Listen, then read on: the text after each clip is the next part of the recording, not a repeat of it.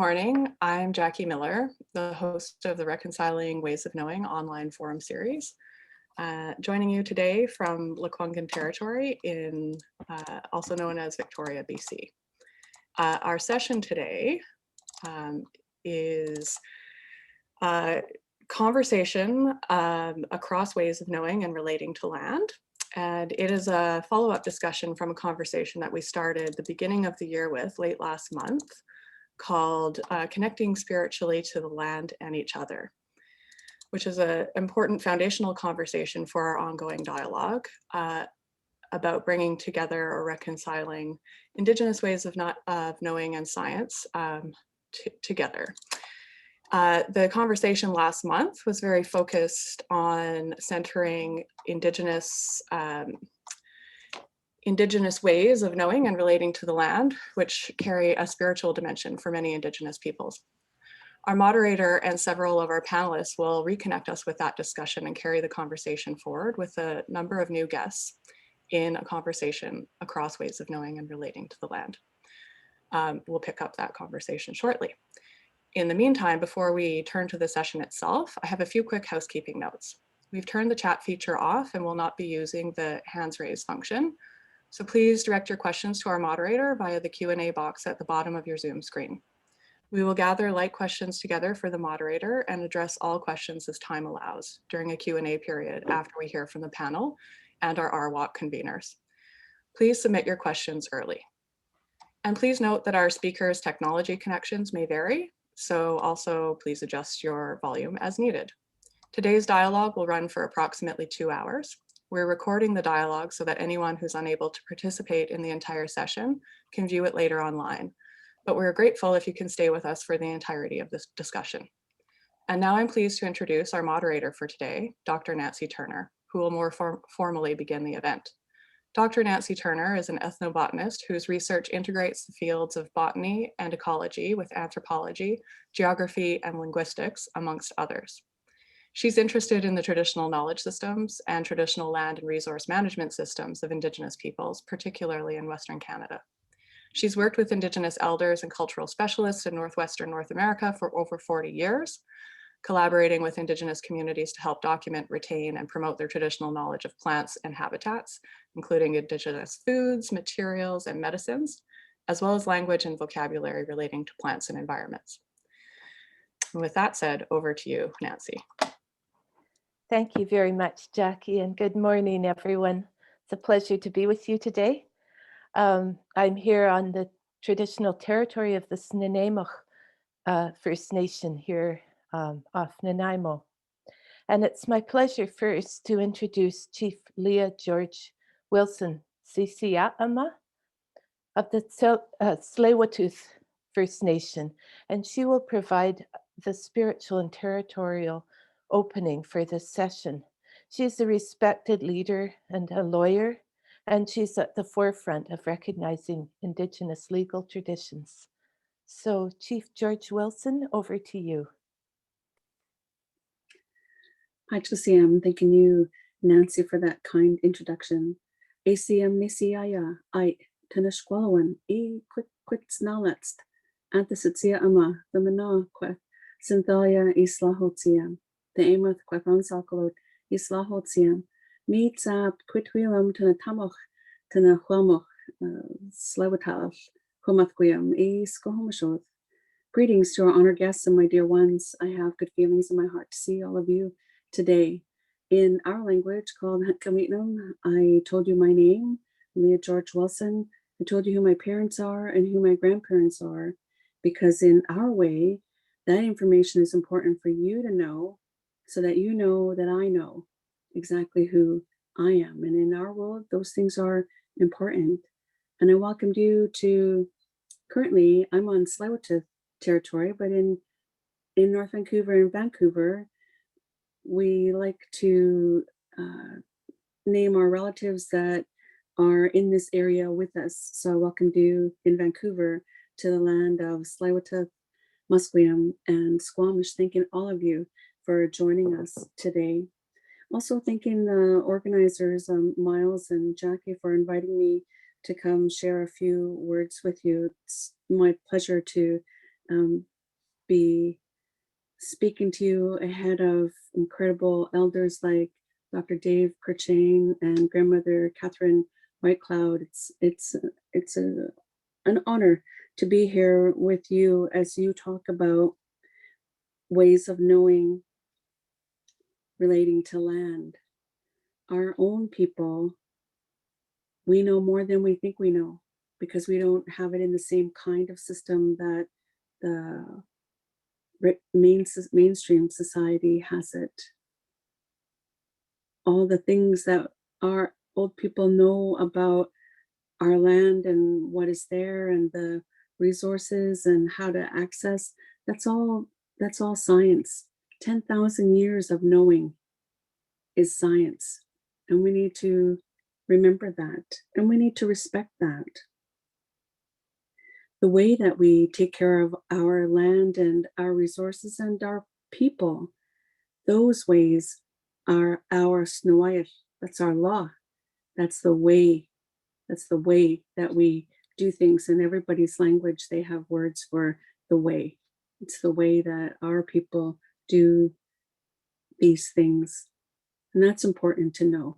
So it's important, as you'll hear fluent speakers after me. I'm not a fluent speaker, but you'll hear the connections between the language and the land and the people. And you cannot have one without the other. So these ways of knowing are imperative to our people. And I just want to thank you for listening to me and thank you for having me here today. Haitsepka, thanking all of you. Thank you, Chief George Wilson, for setting us up for the session in such a beautiful way. It makes a great foundation for our work that we're going to be doing. And I also want to send an acknowledgement to all of the First Nations, Inuit, and Métis peoples across the country and welcome you to this session if you happen to be listening in. We began the conversation this year on January 26th with a dialogue connecting spiritually with the land and each other. Anishinaabe elder Dr. Dave Kurchain, Dakota grandmother Catherine Whitecloud, and Dr. Blair Stonechild of the Muscopetung Salto Nation and professor at First Nations University spoke in dialogue with moderator Shauna Morgan Seegers and others about our fundamental connection to and inseparability from the world and from each other, and how this understanding carries a spiritual dimension for Indigenous peoples, reflected through ceremony, language, and narratives, confirming our relationships with all life and with the lands and waters of the earth. The intention with that dialogue was to hold space for this discussion to take shape as guided by spiritual direction, to begin the new calendar year off in a good way. Today's dialogue aims to carry forward that conversation in a conversation across ways of knowing and relating to land, recognizing Indigenous and other ways of knowing among grandmother Catherine Whitecloud, Minister of Crown Indigenous Relations Canada, Dr. Carolyn Bennett, Justice Harry Slade, and Dr. Fikrit Burkis, and Elder Dr. Dave Kurchain, with myself as the moderator. I want to thank each of you who are participating as viewers in this webinar and in the series that we've been offering. We appreciate your interest in these important topics and welcome you to this learning opportunity. And it's now my pleasure to provide you with some introduction to the panelists today. I'll give their backgrounds, each one, and then we'll start off with the presentations with questions that each of them will respond to.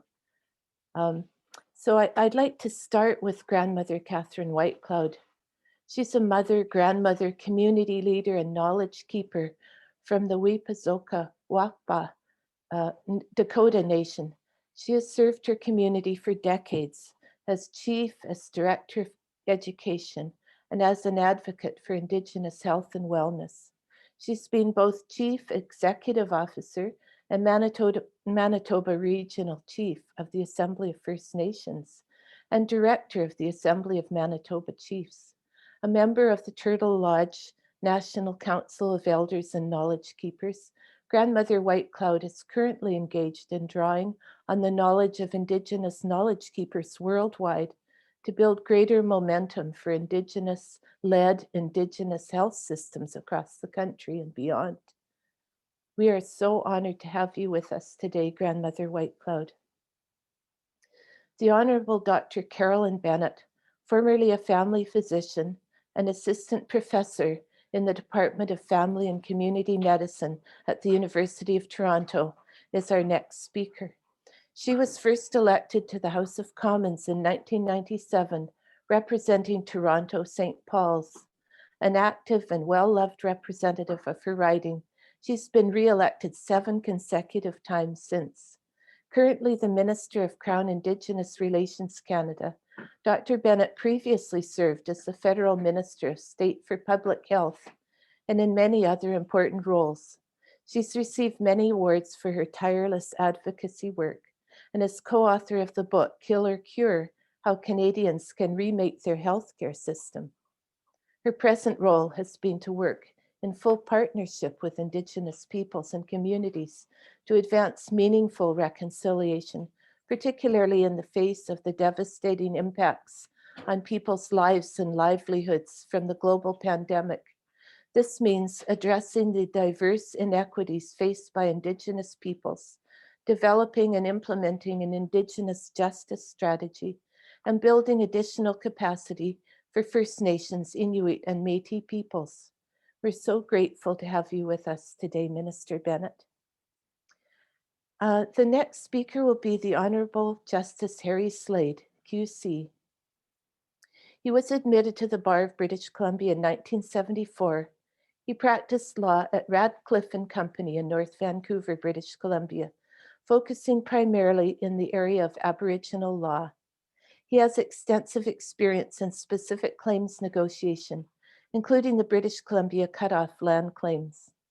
His work is focused on intergovernmental relations among First Nations, Canada, and provinces, including treaty processes, self-government initiatives, forestry, fishing, and energy resource development, and commercial development of reserve lands.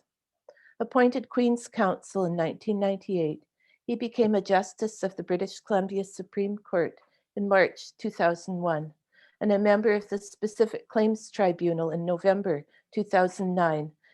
In December 2010, he was appointed chairperson of the tribunal, a position he has held for 2 consecutive 5-year terms, completed at the end of last year. Justice Slade, welcome to this discussion, and thank you for your participation. Our next speaker is my dear friend for many years, Dr. Fikrit Burkis, an applied ecologist, strongly interdisciplinary in his background. He works at the interface of natural and social sciences. He received his PhD in marine sciences in 1973 and joined the University of Manitoba in 1991 as director of the Natural Resources Institute. In 2002, he was appointed Tier 1 Canada Research Chair in Community-Based Resource Management, a position he held until his retirement in 2016 as Distinguished Professor Emeritus. Dr. Burkis is a leader in research on relations between societies and their resources, on the theoretical and practical aspects of community-based management, co-management, traditional knowledge, and social ecological systems. Former president of the International Association for the Study of Common Property and leader in research and adaptive co-management, complex systems resilience. He is perhaps best known for his book, Sacred Ecology, now in its 4th edition. And he has written many other books and articles as a member of the Royal Society of Canada and recipient of many awards, including the Eleanor Ostrom Award from the International Association for the Study of the Commons. His most recent book is Advanced Introduction to Community-Based Conservation. Dr. Burkis, welcome to this forum.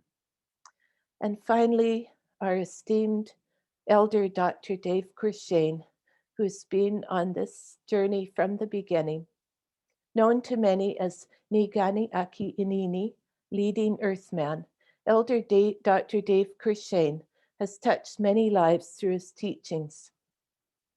A respected elder and knowledge keeper of the Anishinaabe Nation, he's devoted his life to creating a healthy environment for current and future generations, carrying messages of hope and peace around the globe, and recognizing the knowledge and traditions of Indigenous peoples worldwide.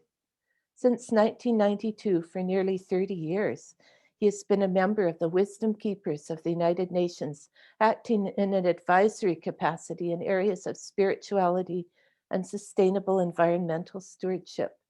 In 2002, he founded Turtle Lodge International Center for Indigenous Education and Wellness as a place of learning, healing, and sharing for all people. Dr. Cruikshank and Turtle Lodge, as I said, have been partners in our Reconciling Ways of Knowing Indigenous Knowledge and Science project from the outset. Dr. Cruikshank has built alliances with institutions, academics, and policymakers across the country, and has been recognized with many prestigious honors, including most recently an honorary doctorate of laws from the University of Winnipeg. Dr. Cruikshank, you continue to honor us with your wonderful contributions.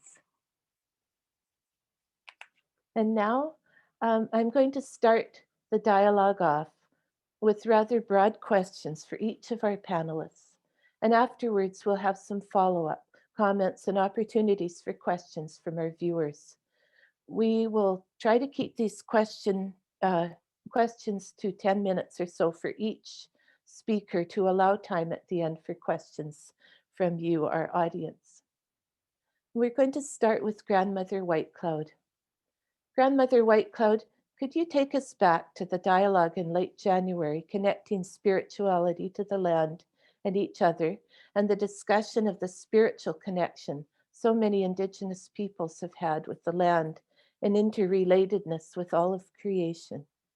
What do you think is most vital for decision makers, researchers, and others informed by Western scientific perspectives and training to understand about the different ways Indigenous peoples value and relate to the land and territory?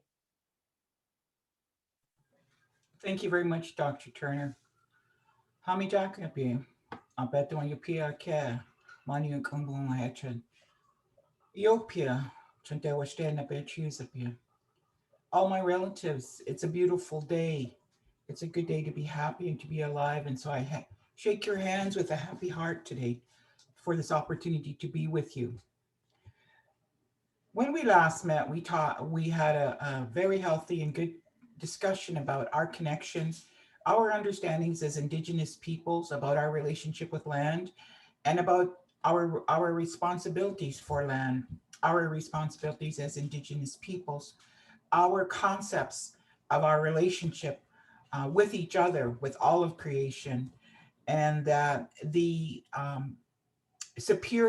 perceived superiority of man has caused destruction to the point where we now find ourselves sitting together having these conversations and discussions to address the damage that we have inflicted on that which provides us with the greatest life possible. She provides us with everything we need to live a good life, to live a healthy, happy life, and that is our mother, the earth. As Indigenous peoples, we are of the land and we are the land. We are not separated from it. We do not have any concepts of ownership, of owning land. Our responsibility and the reason why we were placed here on Turtle Island is to care for the land, to protect her, to ensure that it continues to live and provide for all of the generations yet to come after us. Our primary responsibility in life is to be a good relative. And that is why we have the term Mitakuye Awasi in my language, which means all our relations, including everything that has been created for us to live a good life. And that we have failed miserably as the human person the last in the order of creation. We have failed miserably in being a good relative to all of our relatives, the animals, the land, the water, the air, everything that's been created for us. We have damaged her to the extent that we are now in crisis. Our first responsibility is to be a good relative. That is what we will be remembered for. That will be our legacy. Nothing else matters. We are the last order of creation. And we have to remember that we are dependent upon everything else that was created in order for us to live and to have a good life. Mother Earth is in charge. She's leading as a living being. She is alive and breathing. And that influences the bringing forth of new life. We see that every spring. We see that with the birth not only of the animal kingdom, but also of the plant life, and lastly of human life. She shows us when we've gone too far in inflicting pain and damage to her. She lets us know. We have seen plenty of that. Earthquakes, volcanoes, massive fires, droughts, floods, hurricanes, tornadoes. And Mother Earth has even shown our political leadership at the G20 summit, or the summit that was held in Ontario a number of years ago, when an earthquake struck while they were convening their meeting. That was the message. Was that message heard? Have they done something about it? The earth is changing, so must we, in the simplest but most profound ways. Plant a garden, ride your bicycle, use less water, be careful with your garbage, do what you need to as an individual to help our Mother the Earth heal. This change that we need to embark upon is one of personal choice and personal commitment. What am I going to do to help the earth, to help our mother heal, so that my grandchildren will have the opportunity to live a good life? We can't sit back and wait for someone else to do what is our responsibility to be a good relative. More than 1 million of our relatives within the plant and animal species face extinction. That's according to the World Economic Forum just last week. More than 1 million of our relatives within the plant and animal species face extinction. We have brought it to that stage. Ancestral knowledge is embedded in our languages. We must support and participate in the revitalization of our languages, and with and through which we connect to our past, our present, and our future, where our laws are embedded, where our relationships with all living things are defined. Our language is our connection to the land. We are placed here for purpose, and our task is to find out and to understand and to fulfill that purpose. We're not here for nothing. We weren't created for nothing. We have a specific purpose. Our ancestral knowledge is the foundation for living in balance with Mother Earth and with all living things. This is our first teaching we receive, even while we are in Mother's womb and when we are infants, that we need to live in balance to be able to live in a healthy world, in a healthy home, and a healthy family. The traditional knowledge of our people is rooted in laws of caring for, honoring, and protecting the land, the air, the water, the plants, the animals, the human, and the celestial worlds. Our star knowledge tells us of the approaching changes. The plant life tells us, the animals tell us of the approaching changes and dangers that we are facing now. You will hear at the beginning of many of our forums and events, and especially in our ceremonies, that we always have song lead our ceremonies and everything we do. Our songs are embedded with ecological knowledge, our ancestral knowledge, our history, and the teachings of our ancestors. Songs carry the words of our ancestors across time, transmitting key knowledge from deep in our sacred memory. We have to remember and listen to those songs. They tell us key events that have happened in our past and also tell us what is coming. It is critical that there be recognition and support for our ancestral knowledge, for an alliance with scientific knowledge, respecting each other and working together, doing what needs to be done to fulfill our responsibility to care for our Mother, the Earth. The two can work together. Not one is not greater than the other, but it is Mother Earth who will dictate the outcome.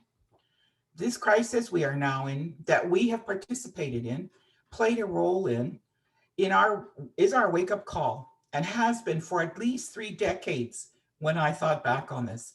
3 decades ago, my mother told me that this would happen.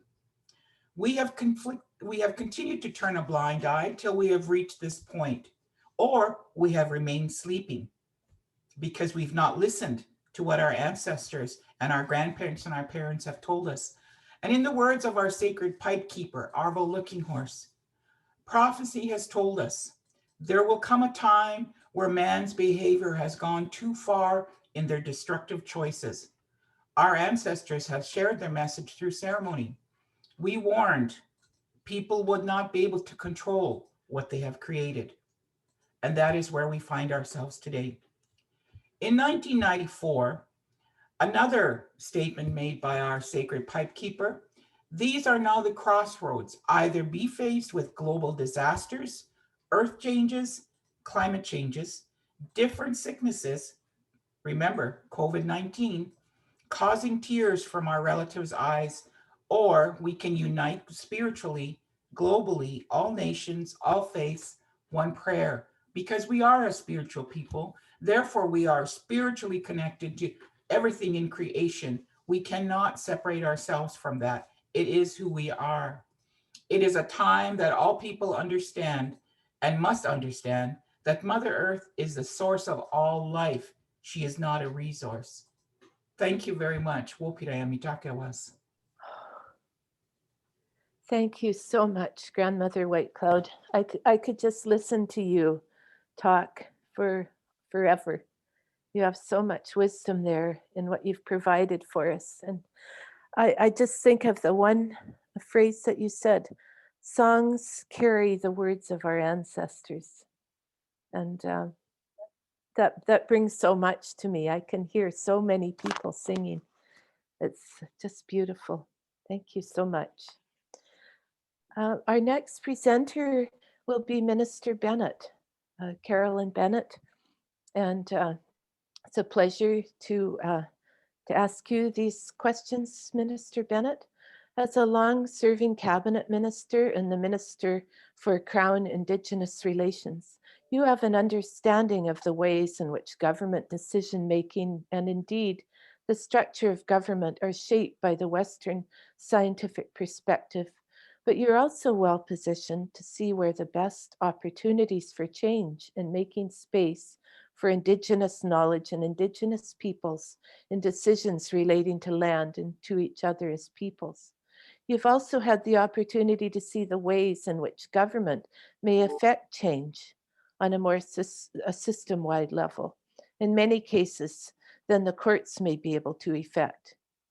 Can you tell us what you've learned about both the limits within government structures and decision processes that prove most challenging to surmount, and what are some of the most promising opportunities from within government for fundamental change in recognizing the relationships between Indigenous peoples and the land? Kwekwe, Olakot, Tansi, hello, bonjour. Annie, Carolyn Bennett, Nidijikos, Toronto, Ninonaji Ba, Minois. Je tiens à souligner que je vous parle du territoire traditionnel de la Première Nation du Mississauga de Credit, où nous honorons tous les peuples autochtones qui ont pagayé ces eaux et dans les mocassins ont parcouru ces terres. And I also want to honor all the traditional lands from where you are all participating today. A huge thank you to Chief Leah George Wilson for starting us in such a good way and reminding us that Indigenous knowledge is science and has been for thousands of years, but that the way means that it is about the language, the land, and the people. And so I'm so honored to be with all of you today, recognizing the inspiring leadership of Elder Dr. David Cruikshank and Grandmother Catherine Whitecloud, and the work of Justice Slade and Dr. Burkis and yourself, Dr. Turner. We want to also recognize the ongoing advocacy of Reconciling Ways of Knowing conveners, Miles Richardson and Dr. David Suzuki, and a very special thanks to Dr. Sabina Jazz for introducing me to Elder Cruikshank and the amazing work of Turtle Lodge. So it's humbling to be here. And so, Dr. Turner, I hope I'll just step back a bit and say, like so many settlers, I never learned about the true history of the country and how the perceived superiority of the settlers meant they refused to listen to the people who were here first. And so we need all Canadians on the journey of reconciliation. And I just want to share that my privilege as a member of Parliament has changed my life. It's allowed me to embark on a settler journey that has provided me with the inspiring First Nations, Inuit, and Métis teachers and friends. It has changed my understanding of this country and of being Canadian. I often talk about my 7 settler learnings, the thinking 7 generations out. Just imagine where we would be if the settlers had decided to do that. As a physician, knowing that the medicine wheel, keeping people well, mentally, physically, emotionally, and spiritually, is way better than running the medical model, which is sort of a repair shop that waits for people to get sick. The Indigenous pedagogy of learning by doing and learning on the land and learning physics and in terms of the wind and biology in terms of the animals and the plants and the and chemistry by tanning a deer hide with its brain. Putting children first, listening to wise women to realize when the settlers arrived, they wouldn't even talk to the women. And also, I think as someone who's getting on, I think I'd rather aspire to be an elder than elderly. And I think that what we've seen during COVID is protecting the elders has been such an inspiration, I think, for those of us in the non-Indigenous communities.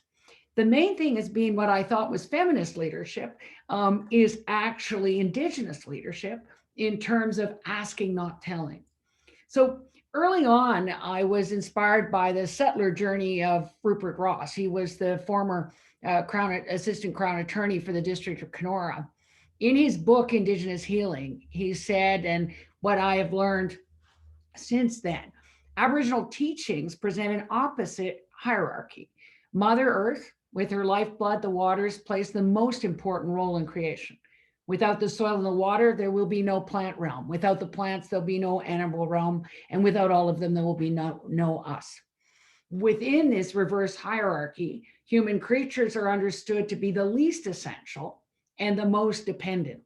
No longer masters of creation, we are its humble servants instead, as Catherine Whitecloud just said, that Mother Earth is clearly in charge. So I think that all Canadians need to know that we can no longer put humans at the top and try and control everything.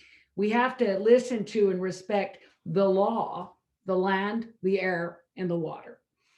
Indigenous ways of knowing and the Indigenous relationship to the land is essential in informing and understanding the path towards healing and reconciliation. The relationship with the land is based on that spiritual connection to Mother Earth, founded on reverence and humility and reciprocity, as was said, that we need to be a good relative. Climate change has been a wake-up call, we hope. It is an existential threat.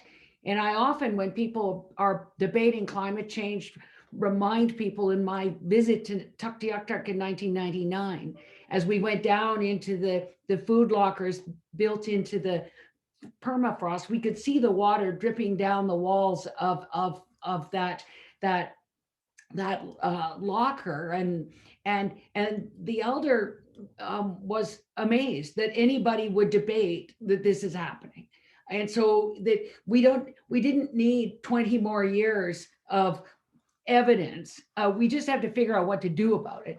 And I think that Indigenous ways of knowing and relating to the land is going to play a pivotal role in our work to combat the effects of climate change and to protecting the land and the water and the air. So I think we've made a little bit of progress. Indigenous knowledge was incorporated into the new Environmental Assessment Act in '69. Indigenous people from coast to coast to coast are now advising on managing, conserving, and protecting the lands. They have to be there at the first idea of a project.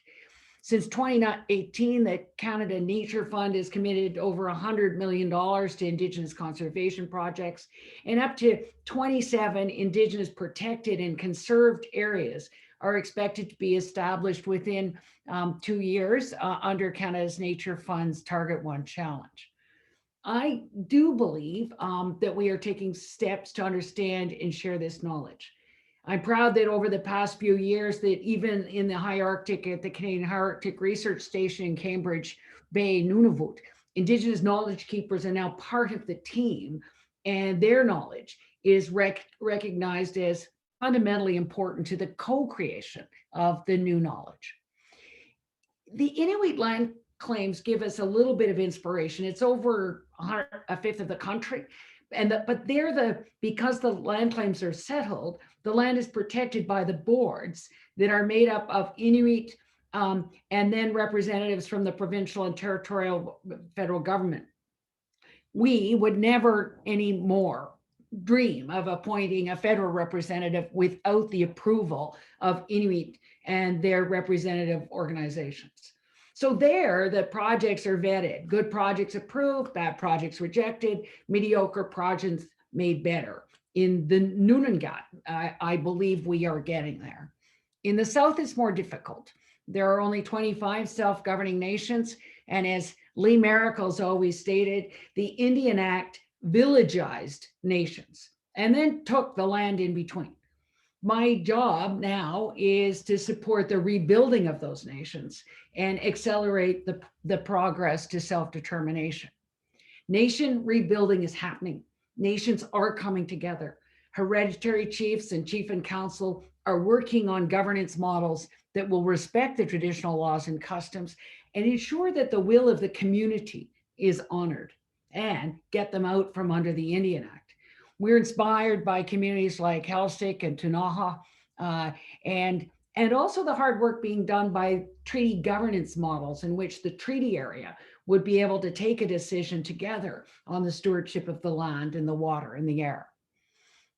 I think the Supreme Court decision in Chilcotin was a game changer, but standing there in tidal land, one understands that that land was surrounded by mountains. The Chilcotin people had lived there for millennia. In other parts of Canada, where communities moved and migrated, it's a little bit more complex. In some areas, elders will tell us that one nation used the land in the winter for the trap lines, but it was another nation who fished there in the summers. Land claims are therefore more difficult, but we're working very hard with nations with their research and the collaboration with Indigenous knowledge to get these issues, particularly in respect to overlap. We are optimistic that legislating the UN declarations on the rights of the Indigenous people will provide us with a roadmap for reconciliation. It in fact reaffirms that Section 35 rights are not negotiable.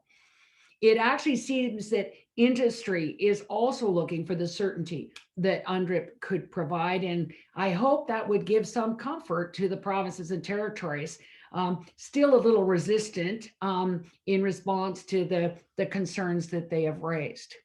We're going to need your help explaining to all Canadians that a new relationship based upon the affirmation of rights, respect, cooperation, and partnership, which has been written into the mandate letters of all the ministers, is the way forward. When Canadians get it, no future government would ever be able to roll that back. So we need to listen to the First Nations, Inuit, Métis elders and knowledge keepers in the urban areas as well. Here in Toronto, I look forward to the day that the children would spend days in our beautiful ravines. In conclusion, I just want to say it's important that we continue to work and to protect and uphold Indigenous people's rights and respect the importance of their relationship to the land and their leadership in protecting Mother Earth. It's essential that we work to right the significant historic wrongs that you'll hear from Justice Slade and the exclusion of Indigenous people have faced. It is a worrying time in terms of the planet. but I think it's an exciting time as we finally have mechanisms in place in which Indigenous rights holders and Indigenous knowledge are at the table when decisions are taken. And I believe that the wise counsel of knowledge keepers like Elder Cochin and Grandmother Whitecloud, we can overturn the anthropocentrism. Dr. Suzuki, I have trouble even pronouncing it, but anthropocentrism that Dr. Suzuki describes. In the Hollow Water study in 2002, it said, much of what used to be described as healing is now viewed as decolonization therapy. We need to heal Mother Earth. Grandmother Whitecloud said that we have to be a good relative. We need to listen to Indigenous knowledge keepers in order to get the two things that she described, not only better public policy, but better personal choices. I believe we can do this together. Miigwech, Kuyanamik, Marcy, thank you, merci beaucoup. Thank you so much, Minister Bennett, for those insights and experiences and positive words for reconciliation. We appreciate it so much. And I just like your phrase, our relationship with the land is founded on reverence, humility, and reciprocity. I think that's an excellent lesson for all of us to take away today. And now it's my pleasure to introduce Justice Harry Slade. Justice Slade, you've represented Indigenous peoples as a lawyer, including on environmental issues, and have spent time working as a judge in the BC Superior Courts and as a member of the Specific Claims Tribunal. Through these experiences, you've had the opportunity to learn about the significance of the land for your Indigenous clients. You've had the opportunity and expertise to try to make your clients' perspectives heard within the Canadian legal system, and you've had the opportunity to learn much more extensively the limits and opportunities for Indigenous ways of knowing and relating to land to be recognized, respected, and reflected within the Canadian legal system. Based on this varied range of legal experience, can you tell us what you see now as the limits and opportunities for Indigenous ways of knowing and relating to the land to be recognized, respected, and reflected within the Canadian legal system? Thank you. Nancy, Dr. Turner. I'll start by saying, I came up in the world of where rationality, as it's thought to be, was the predominant approach to problem solving, and you're breaking things down into small pieces and trying to figure out how they fit together and reassemble them for a better outcome. And that's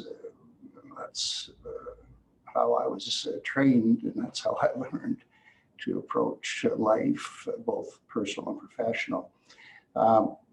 And in addition, of course, as a lawyer, I became steeped in an adversarial environment where outcomes were determined out of a conflict. And it's obvious now that the desired outcomes, I think the outcomes that ought to be desired have to come out of consensus, not conflict. And if we're to turn the ship around, that is Mother Earth around, to avoid environmental cataclysm, there's going to have to be a lot of discussion, a lot of dialogue, and a lot of cooperation and consensus achieved. So, within the legal system, consensus is, it's always spoken of as being the desired approach, but the legal mechanisms tend not so much to foster consensus, but rather we look for an advantage. You know, that's what we do in litigation. That's what I used to do. Look for an advantage over the other side, so to speak, and try to use that advantage to produce the outcome desired for who you're representing. And I think we're not going to get out of this mess if that's the model that we bring to trying to resolve it. But I'm going to go now to talk a little bit about perspectives on land, because I think it's important that folks understand what the common law of Canada historical perspective is. And in the common law, the land base of a nation is considered crown land. The legal title is vested in the crown. It is government land in the sense that the use of the land is under control of government. Land located in a province is considered provincial crown land. So where is the Indigenous interest in that? Well, I'm going to get to that. But what about who owns and controls the land? You know, and ownership is a difficult concept, especially to Indigenous peoples and cultures. So, you know, defined parcels of land may be transferred to individuals or entities, corporations, which become in law the owner. The ownership isn't absolute. The Crown retains an underlying interest.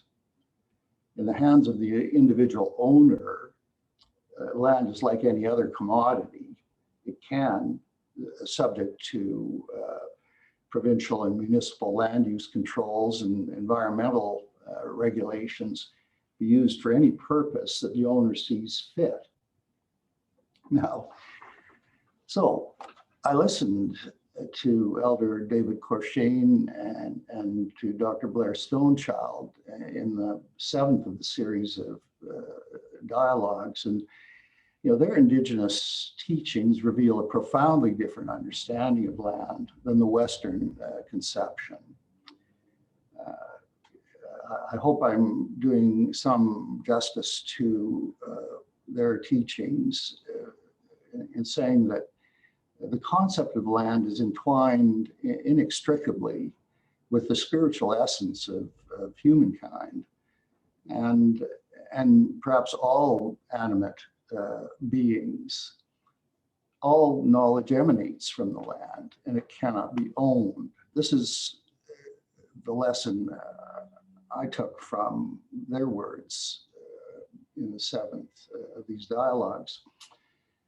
Now, how do you square that with Indigenous understandings of land and its meaning? Well, over the last 30 years, there's been a sea change in that a new understanding of land interests has emerged. This is the concept of a collective interest in land known as Aboriginal title. It's an interest that exists for the use and benefit of the collective, namely the Indigenous nation. But that may be a kind of a limiting way of looking at it in the context of what we're facing today. I say that based on the belief that we are facing an existential threat. So is there any particular definition of an interest that inheres to a particular group that's going to provide a way forward so that we can work together to head off this, what appears to be an inevitable outcome if we don't change our habits? So now I want to say a little more about Aboriginal title land from the perspective of Canadian law. it is owned, and I appreciate the difficulty with the concept of ownership, but in the law, the Supreme Court has said Aboriginal title land is owned and controlled by the Indigenous nation. And unlike in the case of privately or individually owned land, the Crown has no remaining interest. This is extremely significant, that this idea that the Crown has an underlying interest in all ownership interests in land is gone, where it has been determined that the Indigenous or Aboriginal title of an Indigenous nation has been established. How is it established? In Tilcoteen, the court said, by the declaration of a court or by formal recognition by governments. And I asked myself this question: is adoption and implementation of the UN Declaration a form of recognition of Indigenous title held by the Indigenous nations that establishes Indigenous ownership and control? And I'll say a little more about that momentarily. So it seems to me whether UNDRIP and the implementation of UNDRIP by governments, and we have Canada and the province of British Columbia, whether or not that establishes the title of Indigenous nations to their traditional territories, there's a strong message and impetus in there to embrace the other perspective, other than the old Canadian formalistic legal perspective, in viewing what land means to us collectively as Canadians.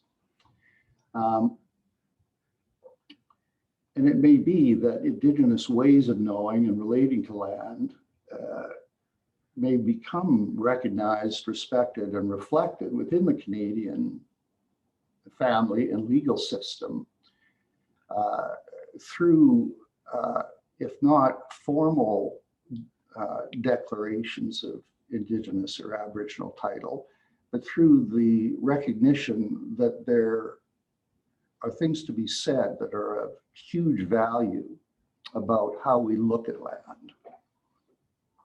And that's more of a societal perspective and a change in societal perspective than necessarily a legal one, in my view.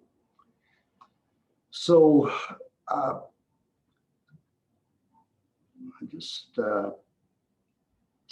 now I've already mentioned that in the Canadian common law, Indigenous title land gains that status only if declared by a court or by formal acknowledgement by relevant governments.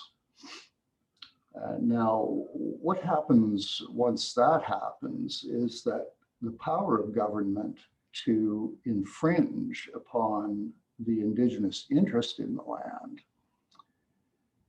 for example, to enter or allow entry by others, is restricted unless the infringement can satisfy the test set out in Tilcoteen for justification of the intrusion. And it's a difficult test to meet, in my view, but it's still there. And the Supreme Court of Canada has said that is not a veto, but it's a hard test to meet. Now, before proof of title, we know that there's an obligation on the part of governments who issue resource tenures or land grants to consult and accommodate with the apparent Indigenous owner of title.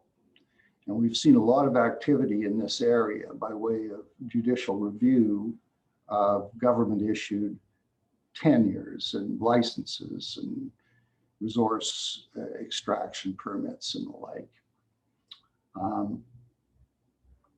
So what difference do we have with the advent of the UN Declaration on the Rights of Indigenous Peoples? I think this is largely unknown, and it's an area where there's a lot to learn and a lot of work, in my view, to do before we can really understand the significance of the Declaration. Now, some of the work that, in my view, has to be done, I thought should have been done at the onset upon adoption and implementation. Honorable Minister Bennett asked me in our rehearsal about consent. From whom is consent sought? This is a very difficult and vexing problem, because, as I mentioned, of the balkanization of the indigenous nations by the Indian Act. Rather than perhaps 50 indigenous nations, we've got 634 bands, 230 or so bands in Canada, and the work of early anthropologists in consultation with elders, knowledge keepers, have proposed that there are perhaps 23 indigenous nations in British Columbia.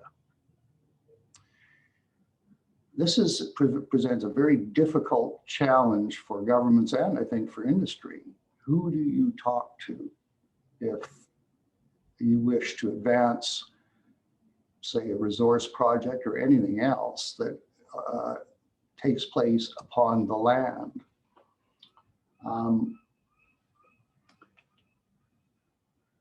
When we speak of recognition, what is being recognized? Is it the territorial extent of the indigenous nation owner in the Aboriginal title sense? Well, who is the owner? What is the extent of the territory? Article 27 of UNDRIP, in my view, well, on the face of it, contemplated the creation of a process by Indigenous leaders, Indigenous institutions, and government, by which these things could become known. It does not seem to me that that has happened. I've heard no references from government officials to Article 27 and to what it appears to call for. So I think Indigenous peoples and Canadians of non-Indigenous ancestry alike are faced with these deep questions over whose interest is recognized by UNDRIP, and how can the holders, the putative holders, be identified with some semblance of reliability. And I find it very difficult to think through how UNDRIP can make that big a difference when it comes to determining Indigenous territorial interests without some process by which these things can become known. Now, in 1997, the Royal Commission on Aboriginal Peoples recommended the creation of a tribunal to facilitate this learning. And they also recommended a tribunal to deal with specific claims. Well, the Conservative government, actually the Harper government, created the tribunal, the Specific Claims Tribunal. nothing has been done to create a tribunal to facilitate the resolution and the identification of the indigenous nations and their territories in a way so that they can generally be known. Indigenous peoples know who they are. They understand the extent of their territories, but it's important that there be a more broad-based understanding of that. If indigenous peoples, in my view, are to have the voice they should have in determining government policy and how we move forward with a different understanding based on their knowledge of the meaning of land. So thank you for your patience and your attention. I'll conclude with that, and I look forward to any questions that anyone may have down this morning, and to, if I haven't disgraced myself, further participation in this very important dialogue. And by the way, I'm going to trim that dreadful CV resume down. It's way too long. It's so tiresome to hear it.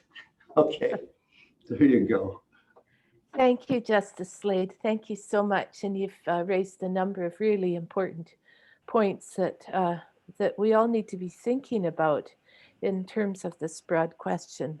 And I like the phrase you used, from conflict to consensus. I think that's what we need to be working towards. And now our next question will be directed to Dr. Fikrit Burkis. Fikrit, you've spent years as an applied ecologist studying the relations between societies and their resources and exploring numerous possibilities for connections, collaborations, and convergences between scientific understandings of land and our place on Earth and indigenous understandings of our sacred relationships to the land. Reflecting on your experience and research, what are your thoughts and insights on how we can better bring these unique ways of knowing and being into conversation together in a way that fosters the best relationships amongst peoples and facilitates the best stewardship?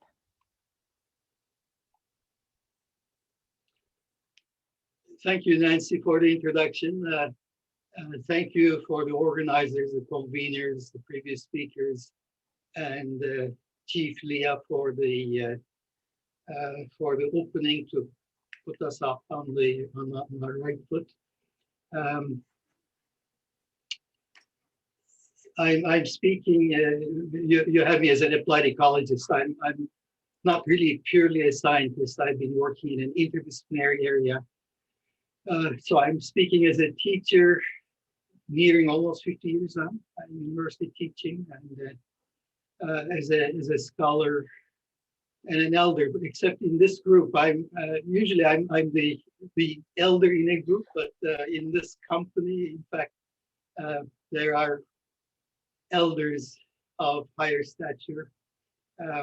One of the things I learned from indigenous elders is that it's always good to start with a story. So that's what I'm going to do. It's a story from the Western Canadian Arctic.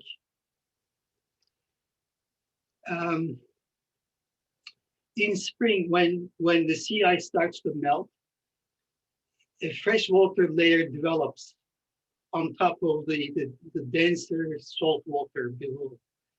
And from the 90s, mid to late 90s, the Inuit were reporting that this freshwater layer was getting deeper and deeper. So some of these observations trickled down to scientists, oceanographers who are meeting in Washington. They have a yearly meeting of Arctic oceanographers, and they were pretty skeptical. They said, well, how would the Inuit know? Of course, it does make sense that if there's melting and more rapid melting, there will be more fresh water in spring. But remember, this is before year 2000. So people, in fact, were not convinced of climate change, even though there was evidence, as Minister Bennett pointed out, in all kinds of other ways. But the oceanographers were saying, well, could be just a decadal anomaly. Let's just wait for a while. But in the meantime, the Inuit observation is very interesting. But how would they know? How would they know? They don't have all these toys and equipment that scientists have. Well, I didn't know the answer either, but I thought, maybe I can find out. So I was in Sachs Harbor and I started talking to people, and it turns out, very interestingly, that seal hunting is the important thing. When people hunt seals, in the fall they float. They have a lot of fat, so it's easy to retrieve them. But when you shoot a seal in spring, after the fat deposits have been depleted, the seal sinks, and the seal usually sinks slowly, but all the way down to the level where this denser salt water starts. So what the Inuit do is they use a grappling hook, like picture a sort of a giant fish hook that you dangle and you try to snag the seal and bring it up. These hunters hate losing an animal once they've shot it, so they don't mind spending hours. I mean, who says hunting is easy? They work and they work, and they can bring that seal up most of the time, some of the time. So they know how much rope they have to let out. And what they were finding was that as you approach the end of the 90s, you had to leave a lot more rope to be able to snag that seal. So that freshwater layer was actually getting deeper, and they really did know, even though Inuit hate quantification, they knew that in some places they had to let out almost twice as much line to just snag that seal. So this was picked up by one oceanographer, Canadian oceanographer, who actually takes Indigenous knowledge seriously. And then of course, the rest is history.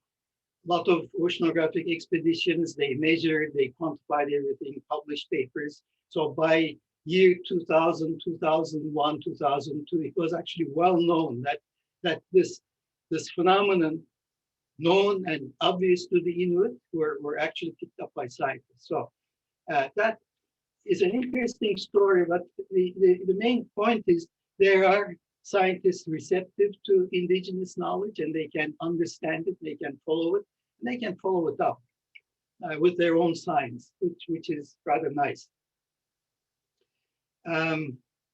So I think we're in a very interesting era right now. Ways of knowing, ways of relating to the land are being picked up by scientists, are being picked up to some extent by general public. It's been a slow process. It's not really that easy, but it's happening in a number of areas. Minister Bennett referred to climate change. Yes, climate change adaptation. We're learning from Indigenous knowledge.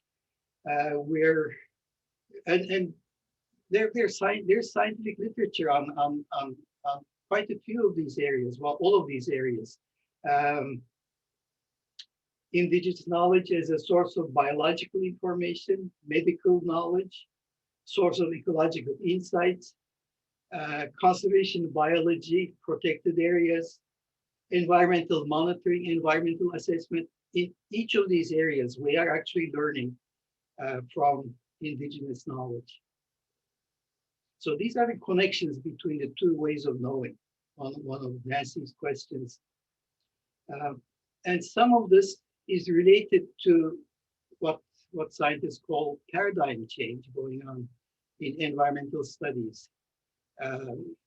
When I was a graduate student in the last millennium, we studied ecological cycles in a very mechanistic kind of way, sort of solar power drives all these ecological cycles like nutrient cycles, biogeochemical cycles. We now take much more of a holistic approach. Of course, even though many ecologists still pursue reductionistic kind of ecology, we do try to take a holistic approach, which gets us closer to Indigenous ways of knowing. As well, we're trying to put humans back into the environment. it may not come as a surprise to you, but still most of ecology excludes humans. So it's more in the environmental studies area that we're trying to put people back in. And in doing so, we are, in fact, learning from indigenous knowledge. So there's a knowledge revolution going on.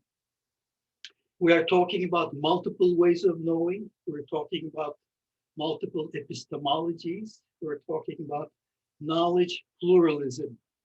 Now, I'm not saying everybody buys into these, either scientists or indigenous knowledge holder, but there are serious work going on, including, of course, our symposium here.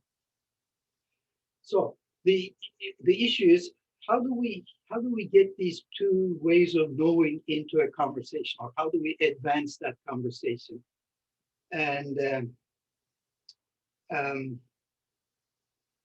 how do we improve relationship really among the peoples, and how do we facilitate stewardship? These, again, questions for our panel. There are some important considerations and cautions when we get into that area. One, of course, is that there are many indigenous peoples and there are many kinds of indigenous knowledge. Not every group has the same knowledge as any other group, but there are a lot of commonalities among the indigenous groups within Canada and also internationally.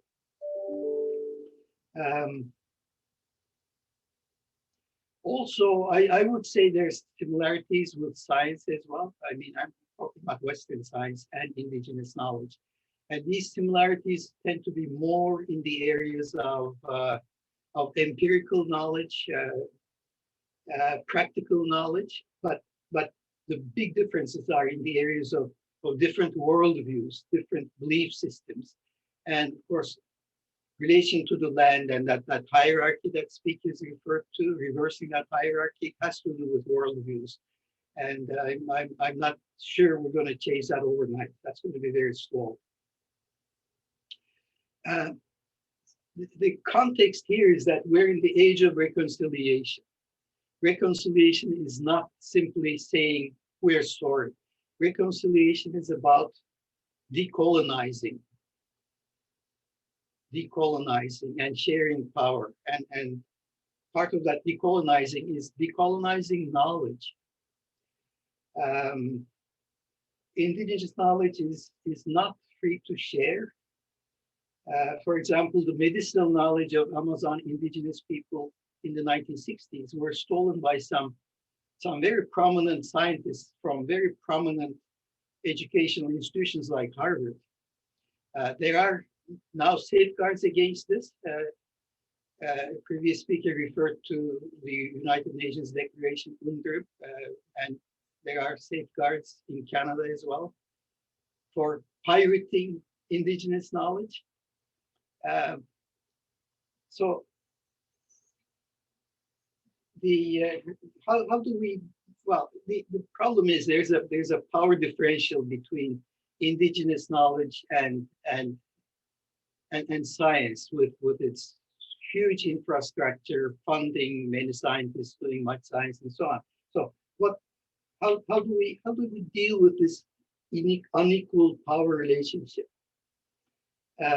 Some people talk about synthesizing knowledge, integrating knowledge. Our experience is that carries the danger that indigenous knowledge can be taken out of its cultural context. So in my work, I talk about bridging knowledge. There are other metaphors. Robin Kimmerer, who's an indigenous scholar as well as a biologist, talks about braiding knowledge. She's using braiding as a metaphor for as in braiding sweetgrass. One talks about two-eyed seeing. One talks about the two-row wampum, which is symbolic of it's a wampum belt with two streams running parallel but connect together now and then. So the main idea here is that you need to bring together the two kinds of science, the two ways of knowing, with the idea that the integrity of each way of knowing has to be maintained and respected, but the two sides can collaborate, cooperate on things of mutual interest and help one another. So here we talk about knowledge co-production, applying these different kinds of knowledge together to solve problems. Well, again, climate change is an obvious one and already referred to by Minister Bennett. Minister Bennett, I'm so impressed with your knowledge of all these things. But knowledge co-production isn't just giving indigenous knowledge to the scientists. It's about sharing power, sharing how problems are posed, sharing the decision on what methods should be used, sharing the collection of data, sharing the interpretation of what these data mean. In other words, it's a partnership of equals. It's not indigenous peoples, just giving to scientists what the scientists may or may not use. So in conclusion, facilitating that knowing and relating to the land, I think has to start with decolonization of knowledge in the first place. Before we can get that knowledge pluralism and all that knowledge co-production. Indigenous knowledge and science can be used as equal partners through sharing of power.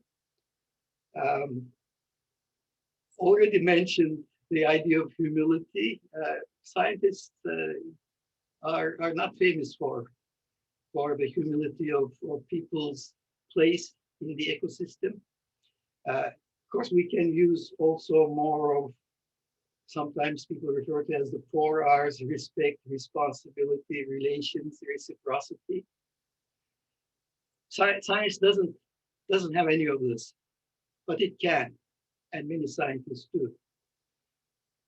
So can scientists do these things in terms of knowing and relating to the land? Well, some can and do, including my dear colleague, Dr. Turner. We should really look at some of her work.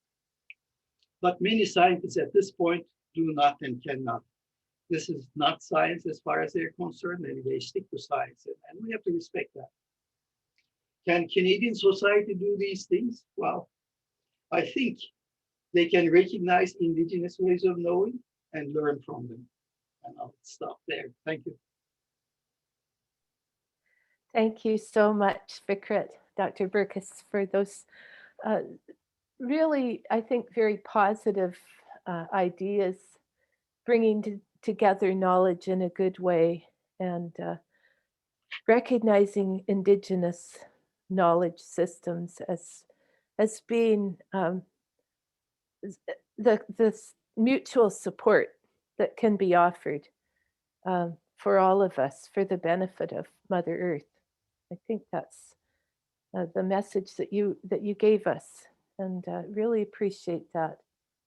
Our final question for this part of our presentation will be to Dr. Elder Dave Curshane, who I've come to love and respect over the time that we've been working together, and really appreciate always his wisdom and his contributions to this bigger question. Elder Dave Curshane, you know several of our panelists today fairly well and have had many opportunities over the years for dialogue with them. And at the same time, you have great insights into the ways in which Indigenous knowledge and relations to land and all of creation are guided by spirit. Reflecting on all you've heard in the course of the conversations today, could you share your wise reflections on where we go from here as diverse peoples living on these lands together and into the future? Thank you so much, Nancy. Bonjour, Anin. Nene magnetok. Nigani aki nene. Dishne kas. Kinyo do dem saging donji and the schnabenda. Chibo abajit to anani ne chigi tadwem stigoji. No de abajit tongenin. Aningagi jimini goes at gain and schnabechi. Chinon dagos it. Get no Nivyutan Anishinaabe Gewinchi Chikinamaget. Vida Shuega is a Chikiang Wenongum.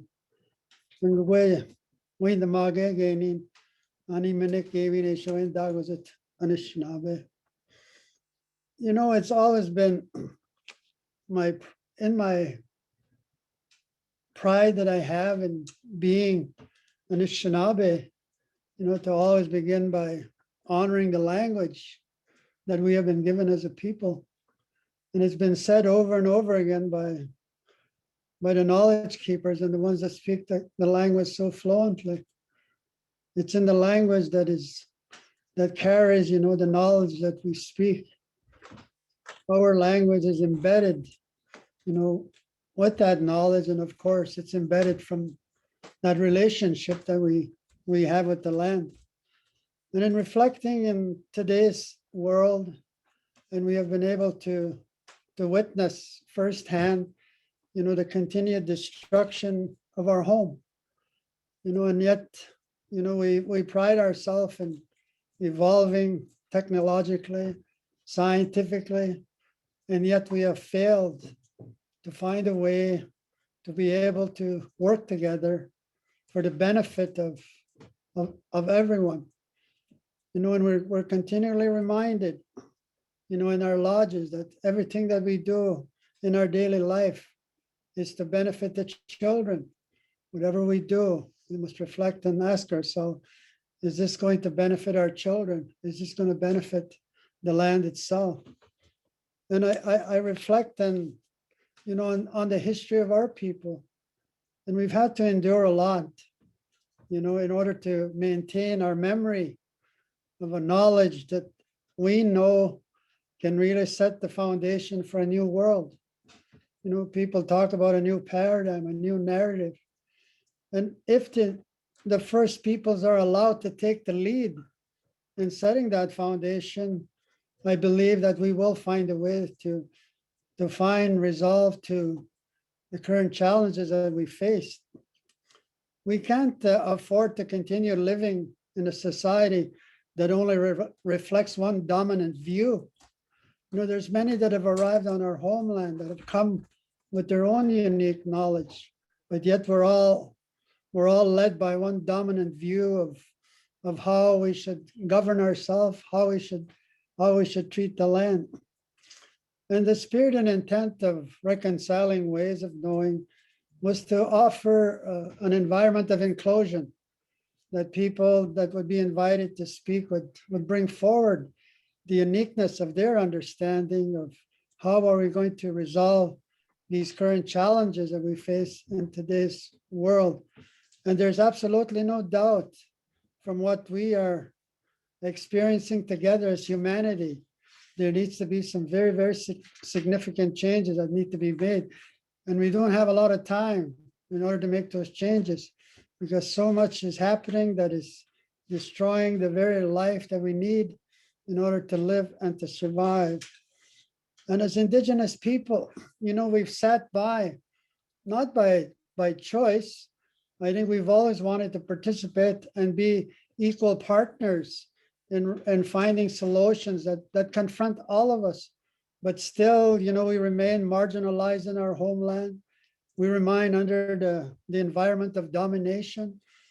And even if we were to take our case to the court, it would not work in our favor because your whole court system is based on that dominant view of having full ownership and domination over the land, which was really created by the papal bulls, you know, that gave the right to certain people to have dominance over the land.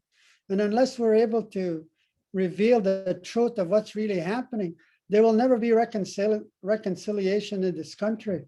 When we have to somewhat be honest about the past and what has happened, and the result of that being excluded, you know, as the first peoples of our homeland, you know, that should not continue to happen.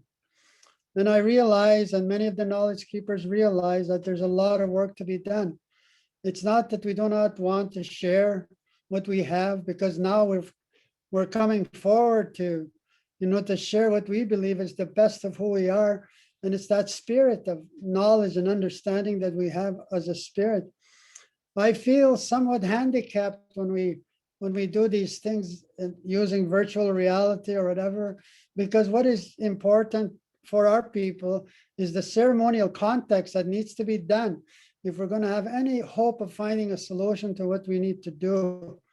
And this is where the lodges of our people become very, very important, paramount in finding a solution, because we have always been in a position, you know, in our relationship with the spirit, that we humble ourselves. And when we say that Mother Earth is a living entity, we mean that from the fullness of our heart, that she is alive.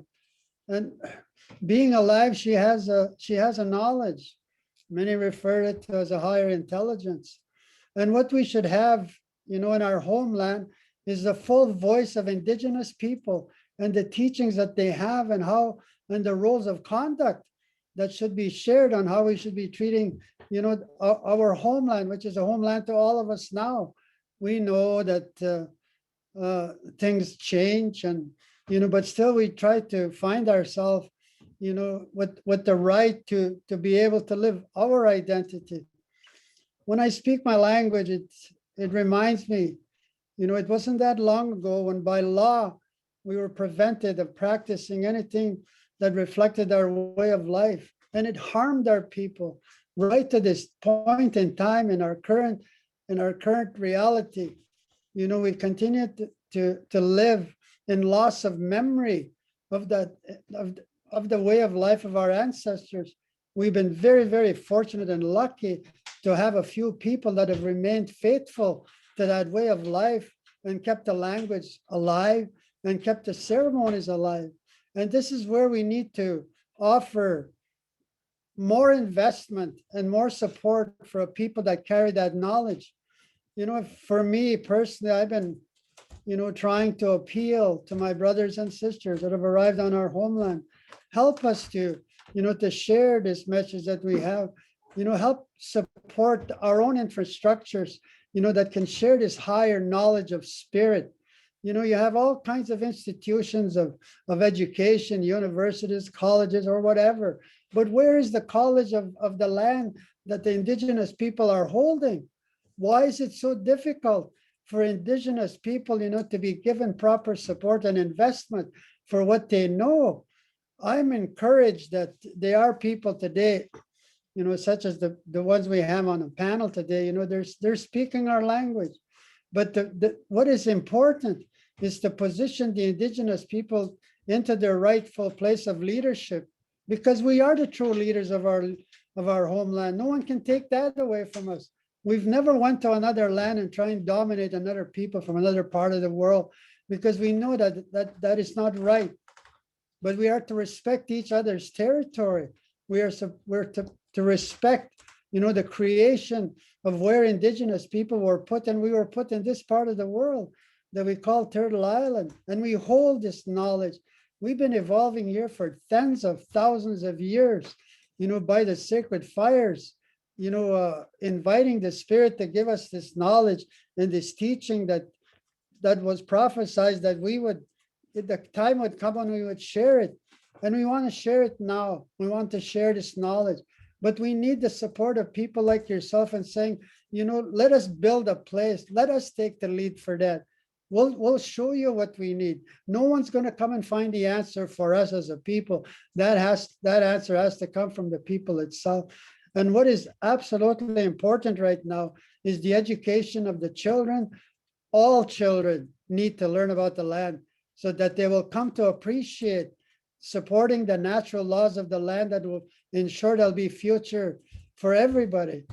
So that would be, you know, my thought this morning is, you know, appealing to the hearts of people that are of the heart to say, yes, let's just do it. Why can't the proper resourcing? Because we have the people in place. We have our professors in place, but they have no place. We do have a Turtle Lodge, but it has to be much more supported in terms of the infrastructure that are needed, you know, to support our knowledge keepers, you know, to share the teachings. So I want to thank everybody, you know, that was on panel here today. that you've allowed yourself to come forward and share, your knowledge and your wisdom. So I wish every one of you the best and the best that life can offer. Miigwech. Thank you so much, Dr. Crushane. As always, you inspire me and so many others. And the vision that you have for colleges of the land, I can see those right across the country, in the north and in the south, places where this rich knowledge can be disseminated, the languages can be disseminated, the languages of the land. I really love that idea. And maybe it's something we can all think about is what could happen. We'll move on now to some comments from our two conveners who are with us today, as well as Dr. Crushane, who is one of our original conveners, but two of the key people who I've admired so much for the work that they do, Miles Richardson and Dr. David Suzuki, of course. And I want to welcome you both to this series and ask if you would like to offer some reflections on the discussion or pose questions to any of or all of the panelists. And maybe we'll start with you, Dr. David Suzuki. Thank you. What a wonderful session this has been, both in demonstrating that there are really good people who get the problems that we have and how serious the problems are and what the solutions might be. Fikrit, I was just amazed at the story you told at the top of your presentation. It's that kind of knowledge.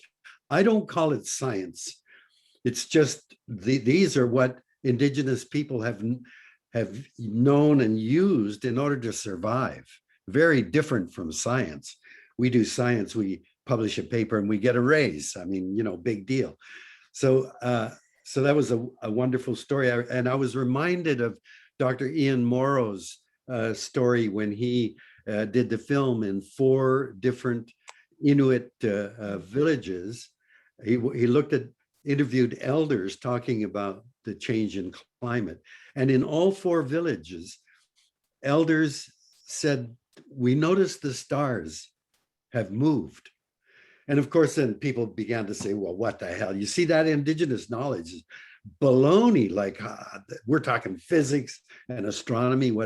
And then after his film came out, Russian scientists discovered that as the atmosphere warms, in fact, it alters the transmission of light to the surface of the planet. So in fact, the stars have moved. And that kind of observation only comes from deep, long-standing observation over time.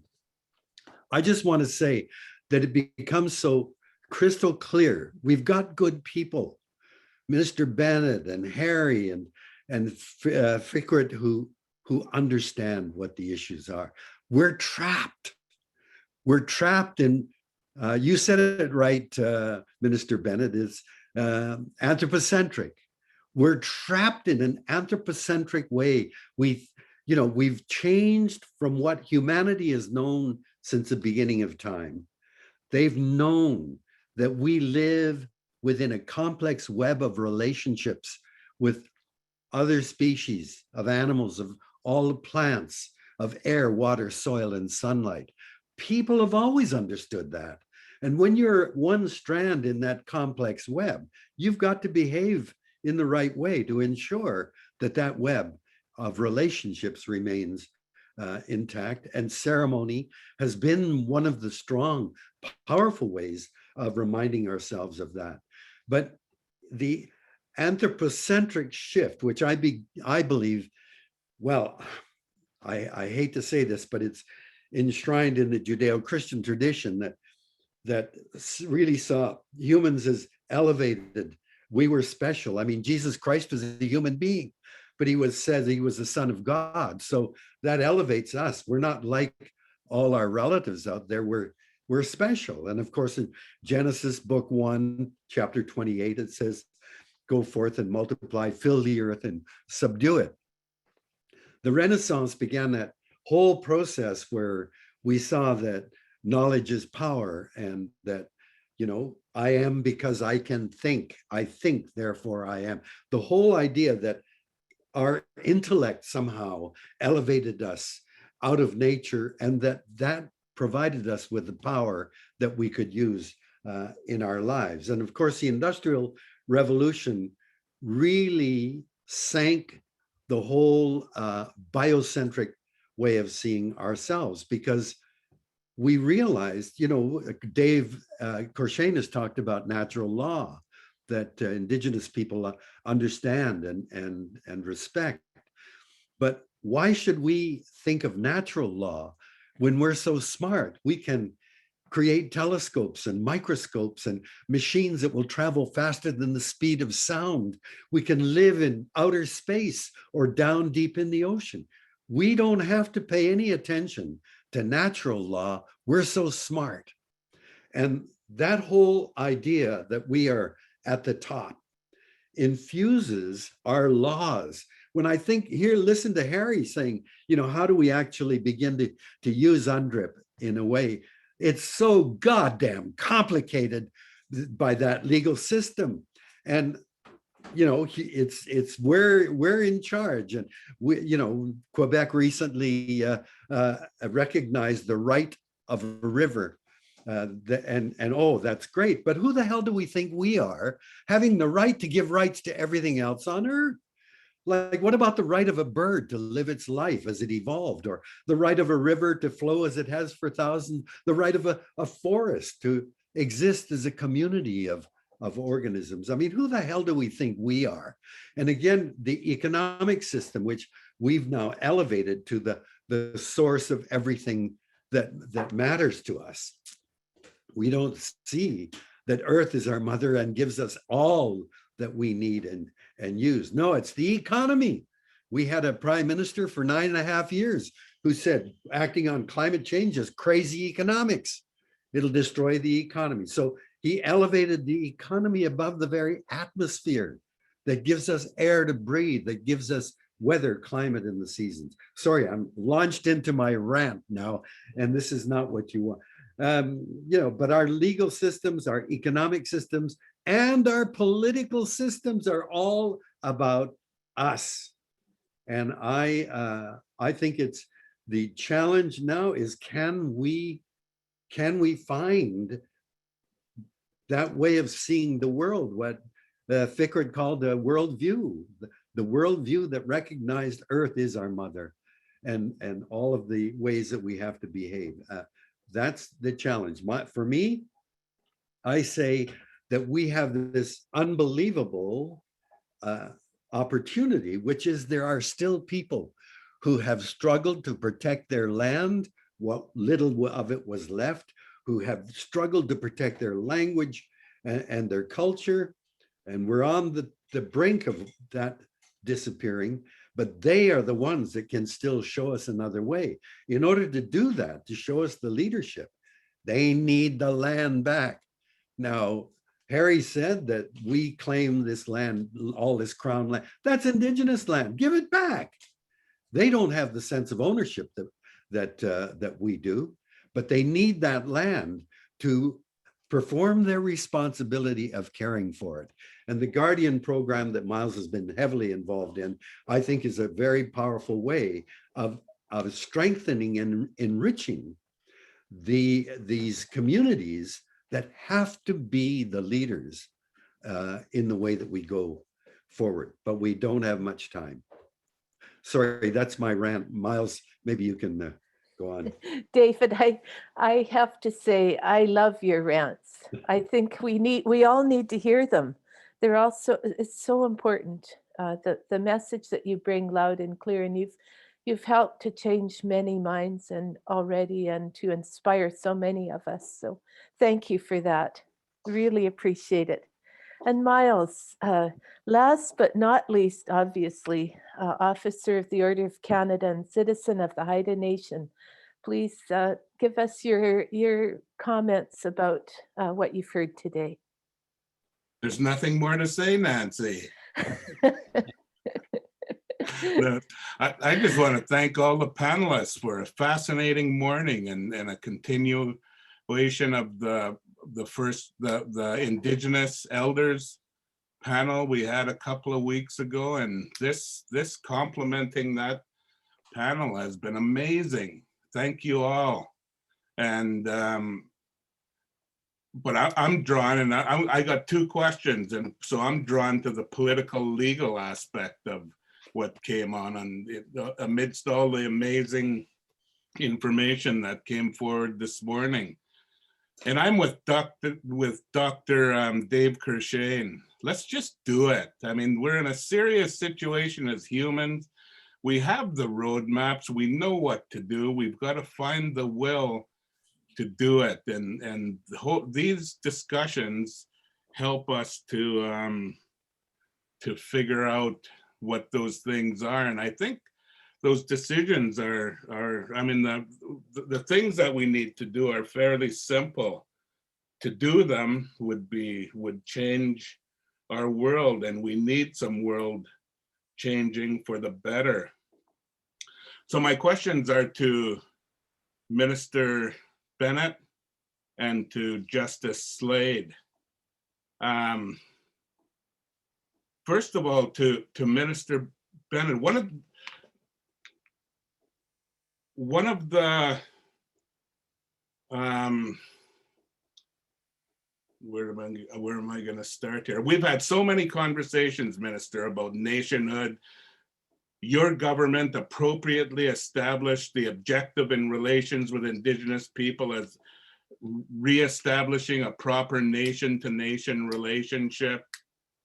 And yet we keep falling short on actually getting to that level of building a partnership as equals and addressing the challenges in front of us together. And we're not far away from doing that. You know, we've had, as Dr. Suzuki has reminded us, some successes around building a national Indigenous Guardians Network supported by the government and people of Canada that brings out the ceremony and the relationship of Indigenous people.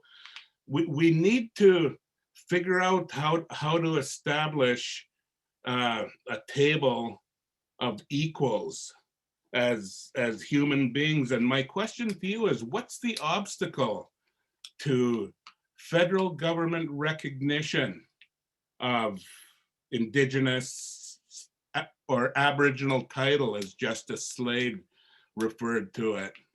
You know, we have all the roadmaps we need. We have the Royal Commission on Aboriginal Peoples reported 25 years ago, and it had all the answers we need to establishing this relationship. Justice Slade reminded us they called for a specific claims tribunal, and I think more importantly, a nationhood tribunal, so that we can work to get this relationship right. Establishing the legal connection of Aboriginal title is already in Canadian law. Justice Slade said there's two ways to establish that: a declaration of the court or a recognition by the relevant government. First Nations have been asking Canada to do this since contact. Now is the time to do it. What's the obstacle of recognizing our peoples at a government-to-government level as equals? That would make UNDRIP, that would make the TRC, that would make all that work. But that's my question to you, Minister. What's the obstacle to us to providing recognition of the Aboriginal title of Indigenous people? And my question to Justice Slade is sure, the road to recognition of Aboriginal title, there's two ways. As you said, one, declaration of the courts, two, recognition by the relevant government. But what if none of those happen? What if the courts don't provide that declaration and the Canadian governments, the Crown governments don't bring that acknowledgement. What's the opportunity, Justice Slade, for Indigenous people to enact, to assert our own law within the constitutional construct of Canada? Now, I don't think it's a tough assumption for a judge to accept that Indigenous people are human beings, worthy of possessing rights. Let's assume we get over that hump, and that we continue to possess the capacity to implement our ancient rights. Our rights aren't going to be a modern construct. They're going to be a continuation of ancient history, to assert those. And why can't Section 35 just manifest that as a third route to establishing Aboriginal title? Anyway, I'm answering the question before I even ask you. So thank you, Chairman. Thank you, Jackie. Those are my two questions. Maybe there are more statements than questions, but. Thank you so much, Miles. Nancy, sorry. No worries. Jackie's there too. She's really running everything that we're doing. And those are great questions. We also have many questions from our wonderful viewers, more than we can possibly address in the time that we have remaining, which is just over 10 minutes now. And Justice Slade, do you want to? Yeah, I'd very much like to try to speak to the questions that Dr. Suzuki and Miles Richardson have raised. You know, what's in the way of recognition of Aboriginal title vested in all of the Indigenous nations, in my view, is that it is a scary thing. Why is it scary? Because the system of land ownership in Western society and in Canada that I've described is in many ways the foundation for the economy that sustains us all. Ownership of land, ownership of the right to extract resources is in many ways the anchor for an economy. And we're in this most unusual situation internationally, in that there has been found by our courts to exist a title, a form of ownership that exists underneath all of that.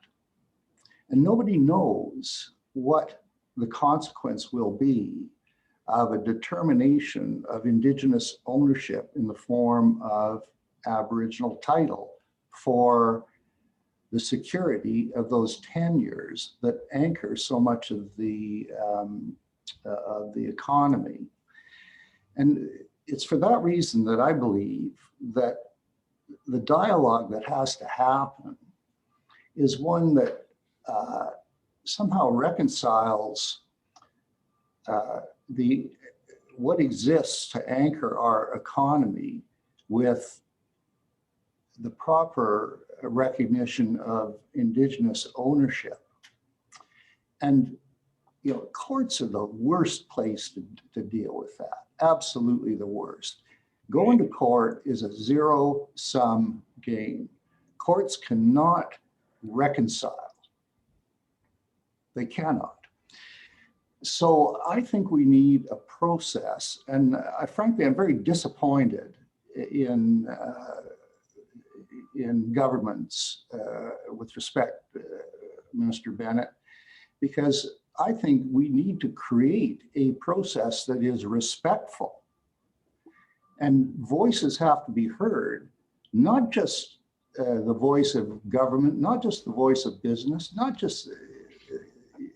but the voice of Indigenous peoples with their perspectives. And how are we going to do that unless we create a forum in which that can happen? I believe that's necessary.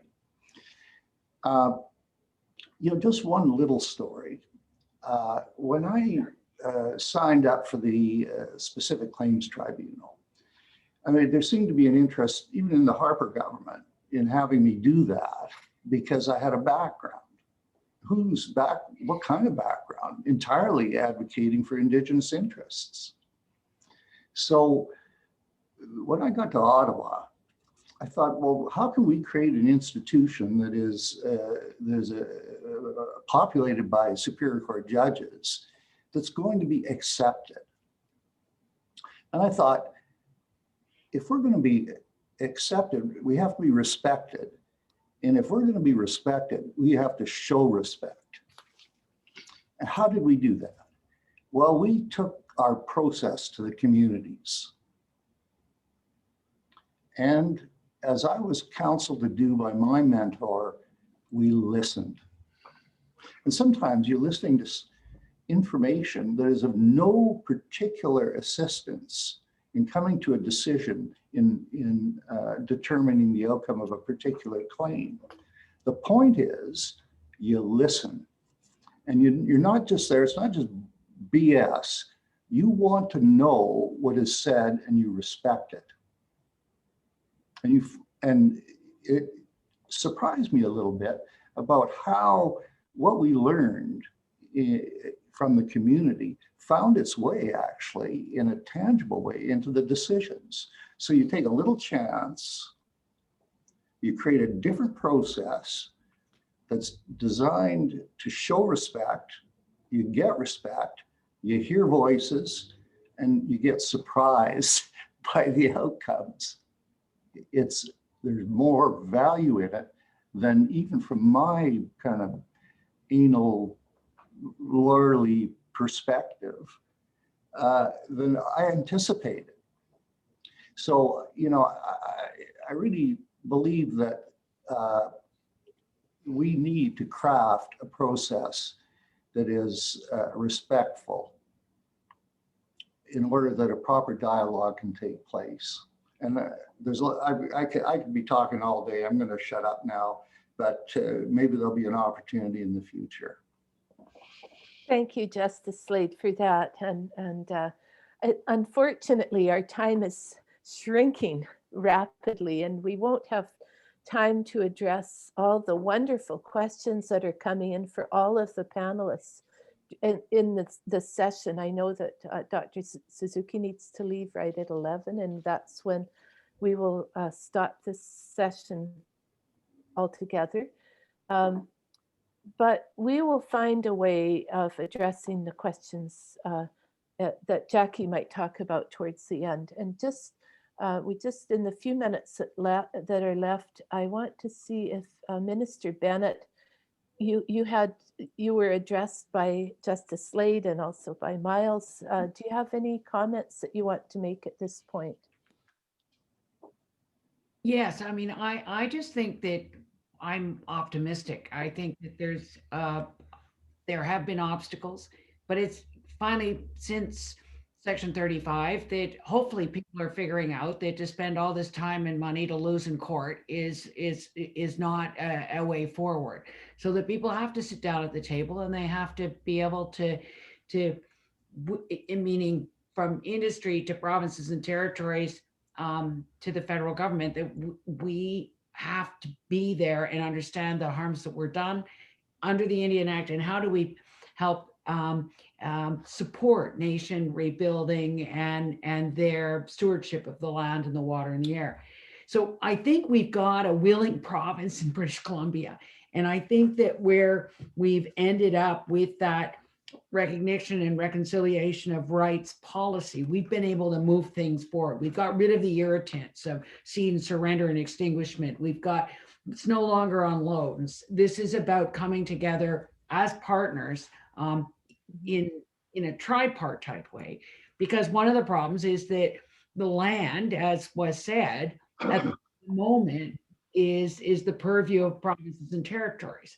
And so we've got somehow to get the provinces and territories at the table so that we can deal with the land properly and also be able to build that kind of governance that is based on traditional legal customs and all of that. I think also the Indian Act, by creating these dueling governance of the chief and council and the traditional leadership, we also have to be able to support the time and the space it takes for them to develop their vision and the support of their communities to be able to say what it is that they would want as a partnership with Canada and the nation. But I think we're going to get there. I think that we've got over half of the Indian Act bands now at one of the rights recognition tables, working on their jurisdiction, and whether it's child and family or whether it's fishing or whether it's others, we're going to get there.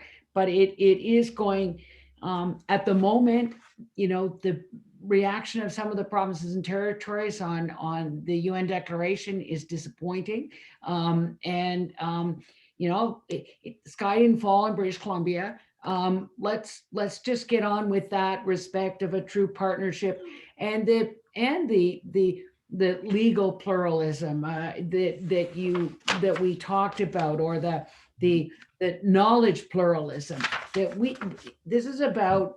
You know, it is about recognition of rights, respect, cooperation, partnership. But I think Canadians are coming with us, and then we're going to just keep going. And I hope that we will be able to sort out the land problem. Interesting during COVID, when people, I probably shouldn't say this out loud, but in COVID, where people said, how come Australia did better at the beginning? You know, and it'll be the political scientists, or that they learned from our mistakes and didn't give up as much authorities to the provinces or to the states in Australia. And I think that we are struggling when it comes to the land and being able to find willing partners that understand that they'll just lose in court. So why don't they get with the program? Thank you, Minister Bennett. And Dr. Burkis and Grandmother Whitecloud and Dr. Gershane, there are many questions that our audience have posed that we won't have time to respond to, but we'll find a way to get those questions to you so you can see what people are wondering and maybe find a way to provide answers for them. And so with that, it's time to draw this to a close, and it's my pleasure to first of all thank the team behind the scenes, Eden and Jackie and all the others who have been there for us and looking after all of the technicalities behind this, making it all work. Thank you so much. And then to invite Chief Leah George Wilson to provide us with the spiritual and territorial closing for this event. Thank you. Thank you for inviting me to provide a closing. This was a wonderful panel right from the beginning, when we heard from Grandmother Catherine, who said we need to be a good relative to future generations and our Creator, all the way through the discussions around the science and the stories associated to the legal aspects, to what's happening politically and where we are and what can happen, up to the importance to Indigenous people is the ceremony, which we kind of miss out in these kinds of discussions. Really keep that in the front of your minds.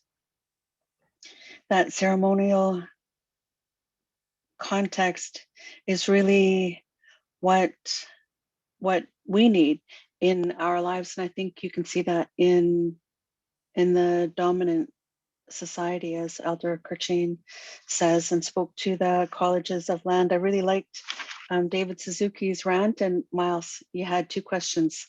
We could have stayed here for a couple of hours hearing the responses to those questions. This has been an amazing time, and I really enjoyed hearing about the possibilities of UNDRIP, but also thinking in lines with the elders and Miles we need to just do it. We need to get down to the business of taking care of Mother Earth and having that shift in the way that we all think.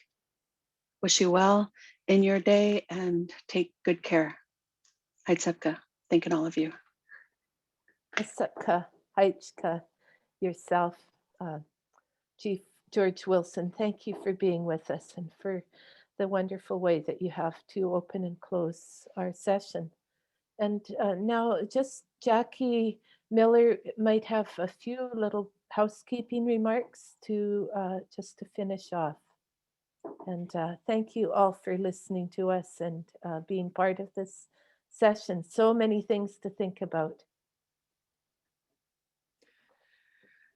Thank you, Nancy. And thank you also Chief George Wilson, Grandmother White Cloud, Minister Bennett, Justice Slade, Dr. Burkis, Elder Kershane, David, Miles, and to all of our audience participants for sharing your time and thoughtfulness with us today. I just wanted to make a note about the Q&A. This is a very big panel discussion that we've had today, much bigger than many of our previous ones, trying to bring together a discussion between two ways of knowing and bring together today's discussion with the previous discussion. And as a result of the deepness of the knowledge and perspective sharing that we've had today, it has taken us some more time than anticipated. And we recognize that everyone's schedules, or many people's schedules, are such that they have other commitments that they need to move on to.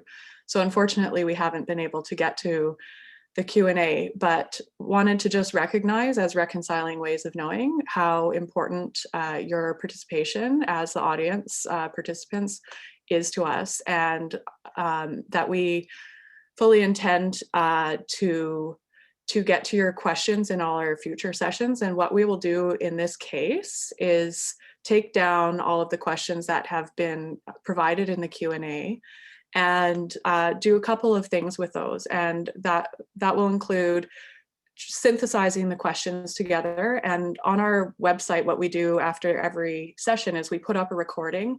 And when we put up the recording, we will also put the synthesized questions with our best ability to address them there. And we share out the recording via email as well. So you'll be able to access that in those two ways.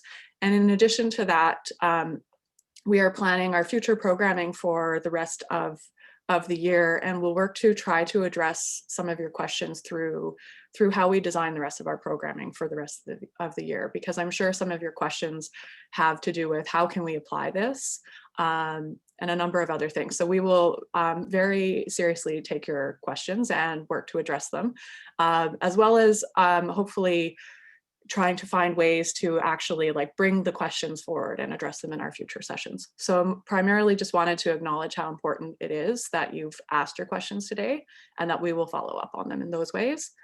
And I just also wanted to note that we'll be sending out a short survey. It's been posted in the chat, and we hope that you can take some time to share your thoughts with us.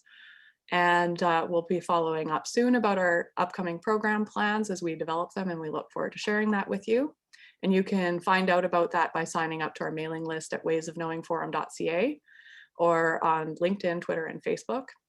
And last but not least, we appreciate any donations you can provide to support our ongoing programming and to support this really important conversation between ways of knowing and between Indigenous peoples' knowledge and Canadian legal and other institutional decision-making processes, which